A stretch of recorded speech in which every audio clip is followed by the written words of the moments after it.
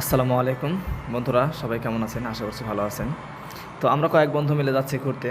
আমি, সৌরভ ভাই, মুত্তাকিন, ফিরোজ, শাহেদ ভাই, তরিকুলও আছে এখানে। সবাই আমরা নৌকা থেকে নামলাম। চরের উপরে হাঁটছি, নদী ভাঙ্গার পরে যে চর পরে সে চরের উপরে হাঁটছি আমরা। এটা কিছুটা দেখতে পাবনার মতো সিস্টেম। তো রাজশাহী পদ্মার পাড় থেকে আমরা যাচ্ছি ইন্ডিয়ার বর্ডারের কাছে। নদীর পাশে একটু দাঁড়িয়ে থেকে নদীটাকে ভালো করে দেখলাম। তো ওপাশে যাওয়ার পরে দেখলাম ওই পাশের মানুষের জীবনটা একটু আলাদা। ওনারা সবাই হুন্ডারে চলাচল করে, আর ওনারা অনেক গরু ছাগল পালে। ওখানে কারেন্ট নেই, সবাই সৌর বিদ্যুতেই ফোন চার্জ দেয় এবং সৌর বিদ্যুতের চার্জেই ফ্যান চলে। ওপাশের মানুষগুলো শহর থেকে একটু আলাদা, তেমন কোলাহল নেই। ফরমালিন মুক্ত খাবার অধিকাংশ সময় খেয়ে থাকে তারা। যাই হোক, ওখানে গিয়ে ভালোই লাগলো।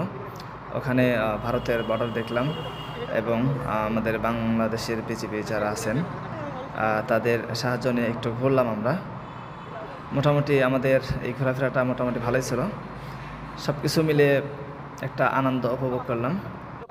ঘুরতে যাওয়ার যে আনন্দ, এটা আসলে ঘোরাফেরা না করলে বোঝা যায় না।